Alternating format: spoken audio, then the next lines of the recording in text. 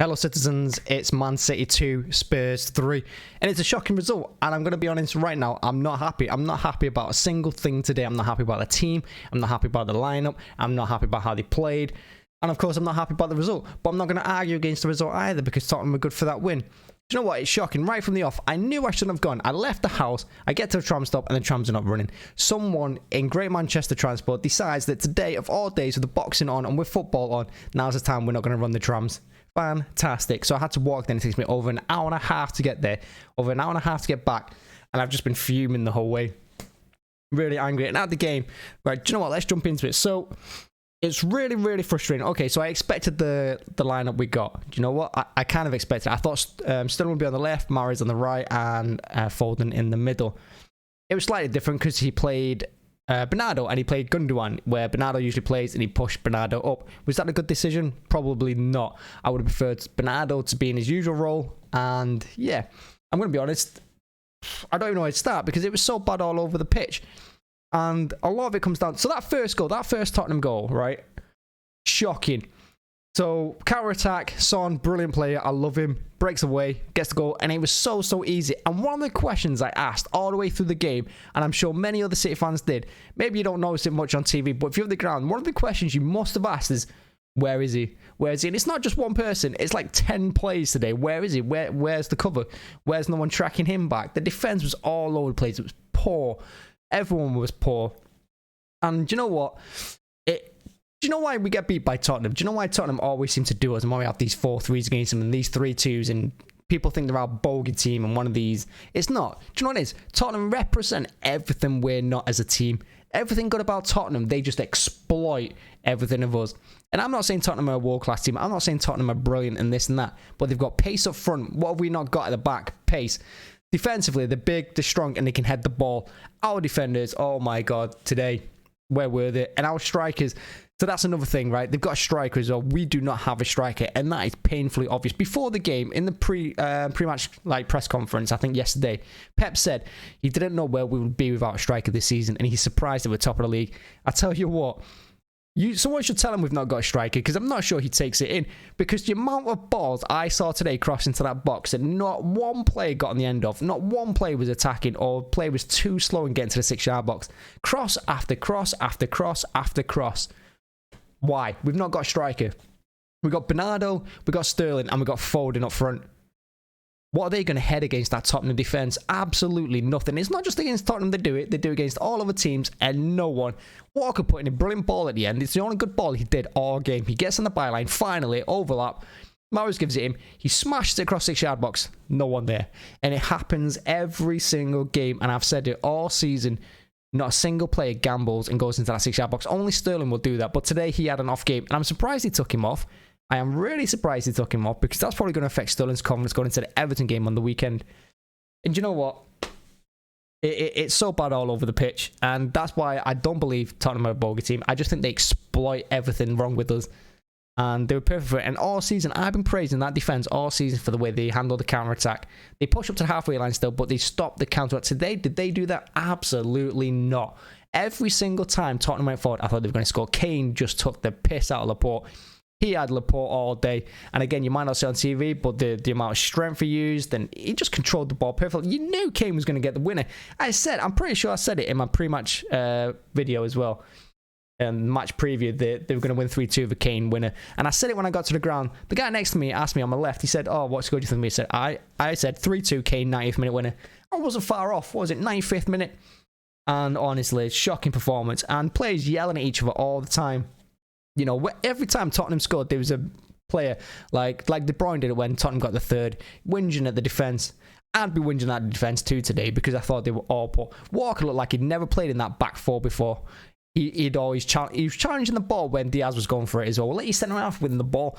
He wasn't tracking back with Son. He was always pushing on the pitch. So was Cancelo. He was always on the pitch. And every single time they got the ball out wide, Cancelo was nowhere to be found. Walker nowhere to be found. And even Walker letting players run on the outside of him with his pace. What's he doing that?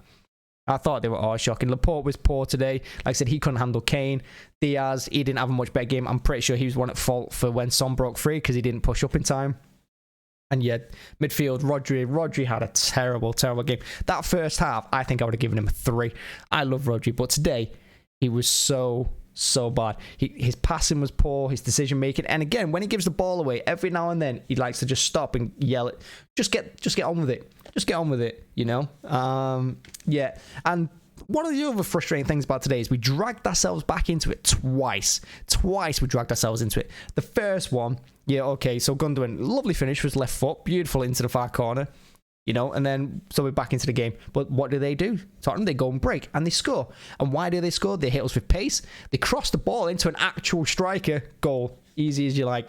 And it could have been 3-1, but it was offside, you know? So again, you're looking at it and you're thinking to yourself, they're just passing it to strikers here. And their crosses actually found someone in the box. That was the difference.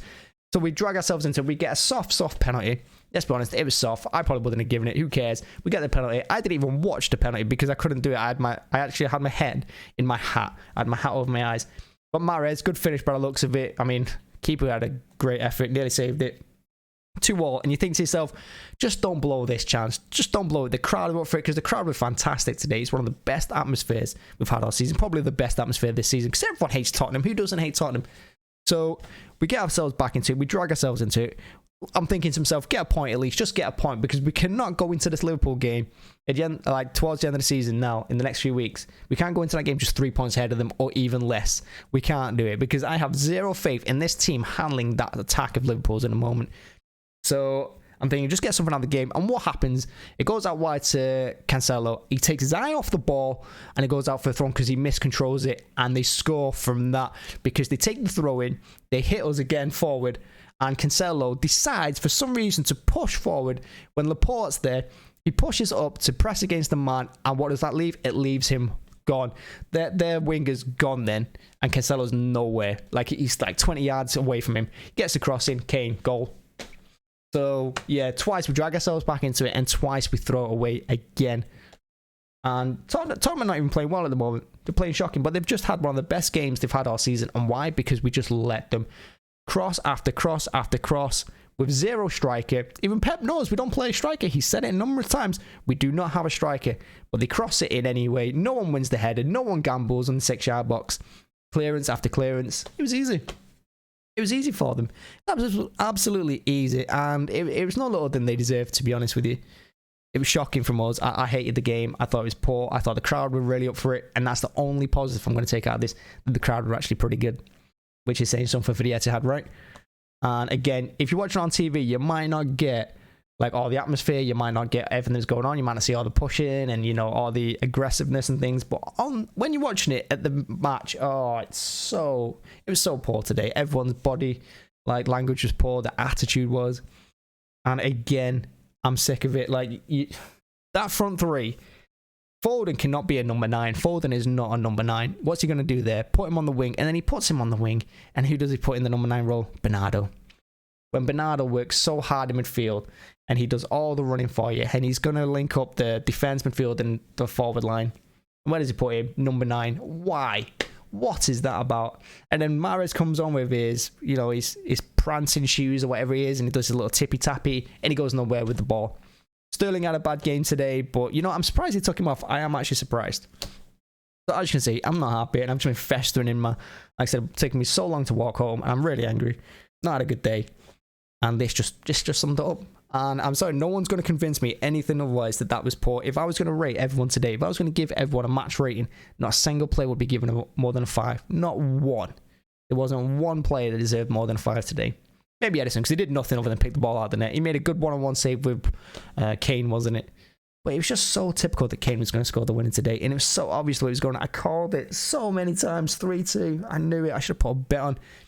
So, yeah, where does that leave us? I think we go to Everton away next. I mean, that could be anything. Everton are like hit and miss at the moment. Who knows? We're hit and miss at the moment. So, yeah, if we go into, and then we've got United in a couple of weeks on my bloody birthday.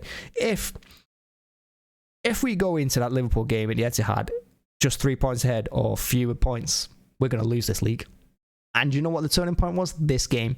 If we'd won this game, it puts us in a little bit of a better position. But because we lost today,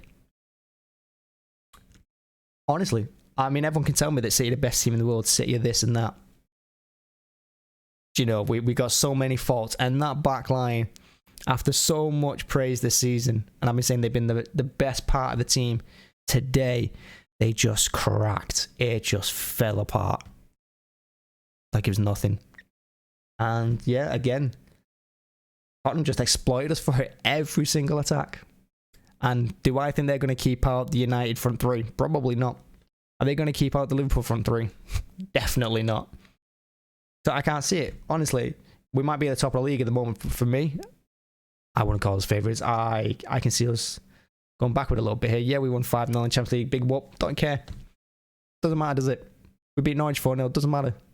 Because you're only as good as you're going forward. And going forward, we do not look great. And if we're going to keep putting balls in the box and just whipping them in for our 5'7" midfielders, wingers to not even jump for the ball, what are we going to do?